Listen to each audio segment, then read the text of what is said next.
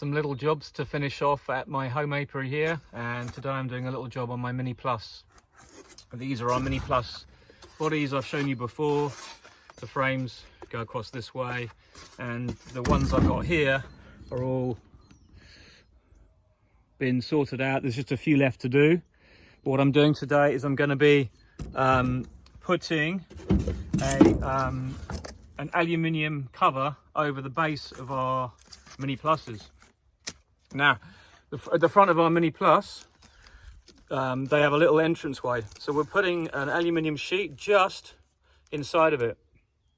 And what that does is it's actually closing off this mesh at the bottom and also keeping the bees a little bit more insulated over the winter. Because what we found is these bases that are wood, they do work really well. They sit like that. That's the front there. And they go on like this. We made them, well, my colleagues worked this out, and the thing with these bases is they are more robust.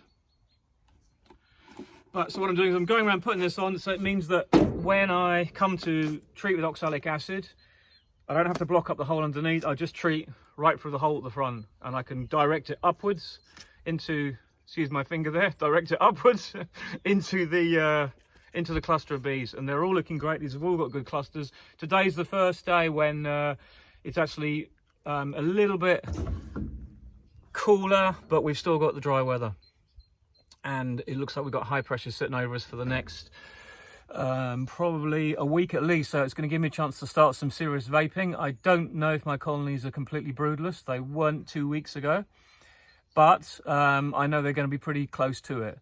I can't believe now it's 5 weeks till the shortest day of the year, and then we're on the up after that.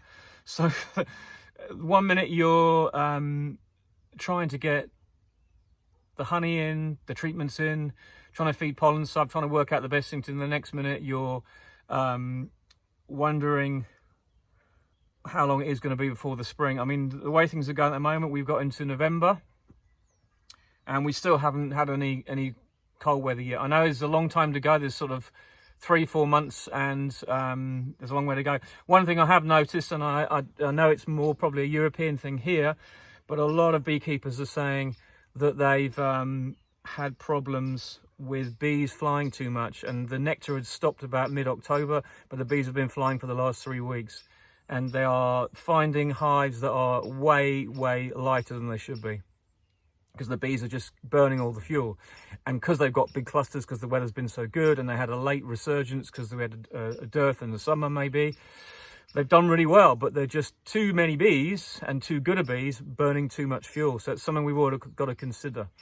That's not a problem if the winter stays sort of fairly calm and quiet, and then we get a good spring and the start with early nectar. But it's the lack of early nectar that is always the issue when you get this particular set of scenario.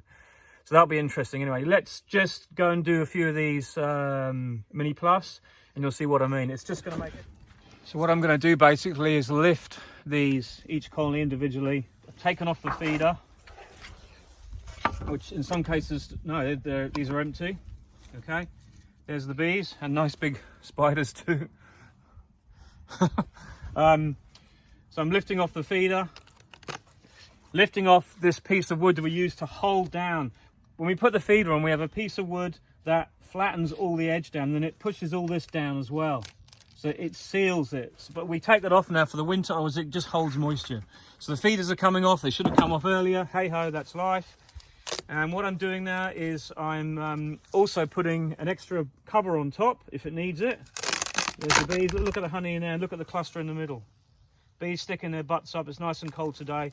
What I'm going to do is, for the moment, because I've got an extra cover, I'm just going to close this up. I'm going to put this on temporarily, and I'm putting our winter feeder eek on, and this is a polystyrene eek I use, and it gives me I'm doing it all at once, so it gives, if I need to feed these in the winter, if I come along and go, oh shit, that's a bit light, in the winter, later on in February, March, I can. And also when I want to feed pollen sub, which I'm probably going to this March time, just put a little bit on, see how they do. I'm going to feed that to them, and I can do it straight away because the eek is already there. But it makes no difference to the temperature, and it just means I'm available to do, I can do what I want with the colony when the need be. So that top part's done. Now I'm going to lift the base off, put in the aluminium, and then that's insulated and finished. And when I want to treat it with oxalic acid, I can. I'm just going to kind of just tip this back a bit, and hopefully the bees won't be doing too much. Too many there. I'm just going to pop this back on and put my visor back on because I don't want to get stung. But I was hoping they wouldn't be flying at all. But what I'm going to do is actually going to use another base I've got here. It's going to make it easier. Get this base ready first.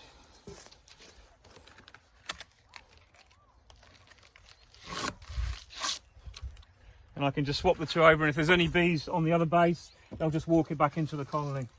Just makes it quick and you'll kill less bees like this. So that's on in there. They're not very happy. I thought they would be quieter than this, but they're not. But there you go. Slide this across. Put that on top for the moment while I slide it across. Nice colony this. I mean, the bees are absolutely lovely. Put this down here and they'll crawl back up and in.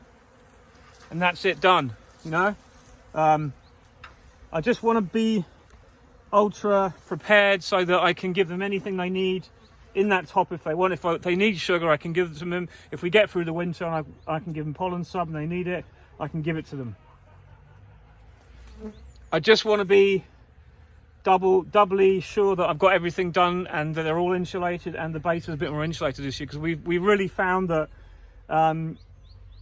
those bases get a bit wet, and we're really worried that it's prolonging the dampness of this base.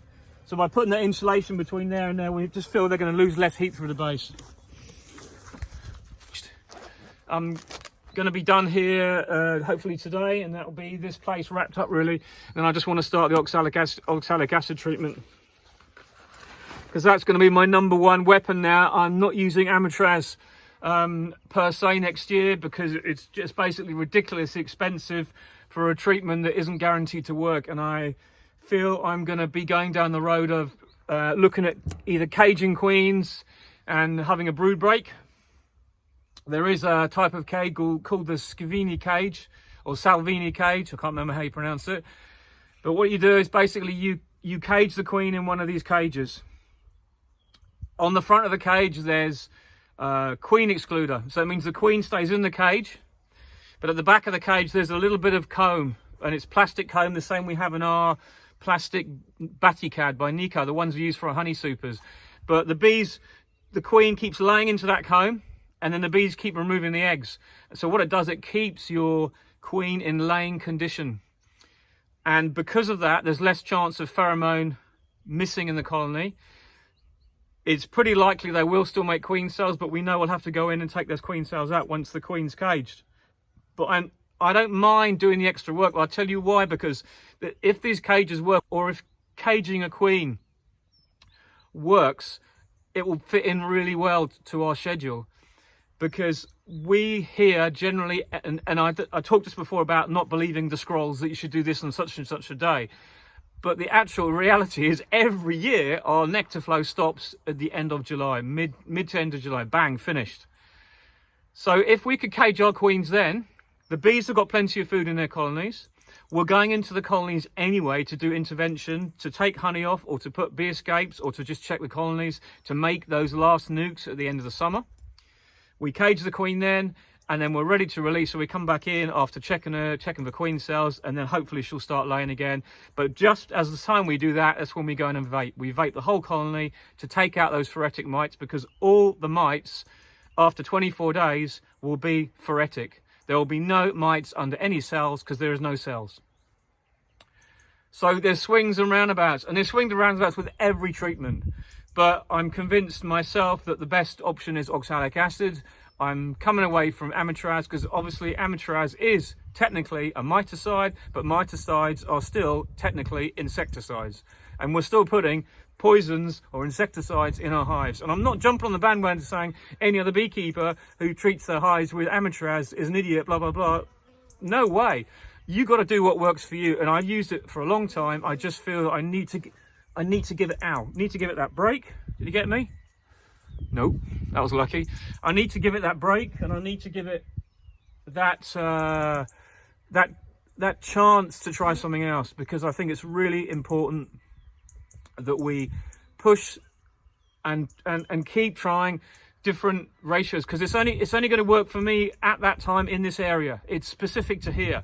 Now, if you're going to do that and you're going to try out giving a brood break and then treating, it'll have to be when your bees stop flying. And you don't really want to do a brood break in a colony when there's a nectar flow on, because you're asking the bees to do the kind of wrong thing. You're not working with them. So I'm looking to do this, hoping it might work for me well here, because as I said, at that time is when we do lots of interventions anyway. And as long as we've got plenty of mini plus queens and plenty of mini nuke queens ready, if we lose a few queens doing it, we're still got replacements right in our apiary when we need them, and we're going to be knocking that Varroa down. And it is the number one problem. 80%, maybe more, of all our problems are Varroa. You know, I cannot stress that enough. If you don't work on your Varroa, everything else falls apart. If you follow Randy Oliver's Scientific Beekeeping, you'll know all about the Varroa issues. And, you know, it's just something that you've got to get to terms with. And I have to say that in the last couple of years, I've only really taken stock of the Varroa issue. And I think it's probably because I've only just become a professional that depends on my stock being relatively Varroa free. And it's become apparent how fundamentally important that is. There's nothing else to say about it. You just have to get your Varroa numbers down. Like I said before, we are trying to try different things, and it's really important that you look at what you've got and you just try and make that difference, and try something new every winter, every spring, every summer, and keep evolving like that, because beekeeping is evolving with Varroa, with different pests and diseases, with different hybrids and all that. You've got to keep everything in motion. You've got to be aware and just be open-minded that nothing is fixed. We can no longer say on the 12th of October you must feed this, because those old scrolls aren't really as pertinent. They're still a use, they're still a reference, but they're not really as pertinent as they used to be.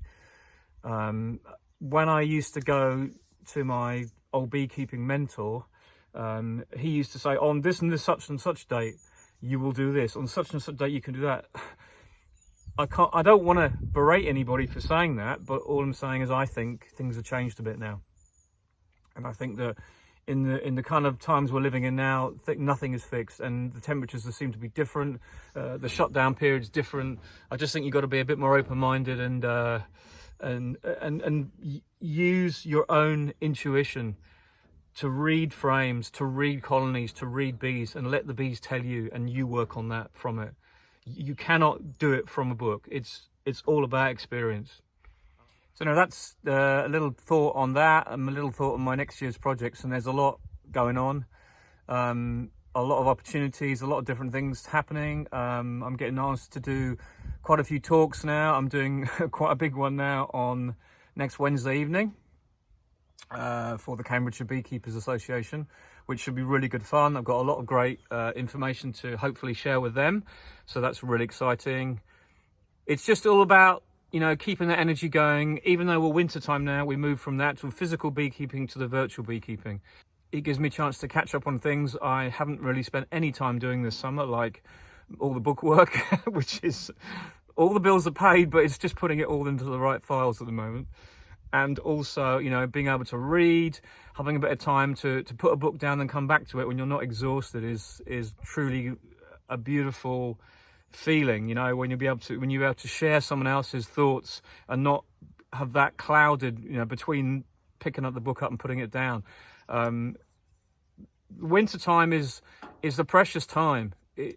We're so lucky here, but we can work our socks off all spring, summer, wind down in the autumn, and have that time over the winter for reflection, but also to prepare yourself and read everything up for the following year, so that when you hit that time next spring, you hit the ground running with everything smoking hot. You know, just go for it, and everything is really good. I really followed Ian's advice this year, and I've putting things into place so that next year I'm going to be able to keep on top of my beekeeping tasks and make it an enjoyable time, because I found this year that when you get behind at the wrong time, it becomes a drudgery, because all you're doing is collecting bees out of trees and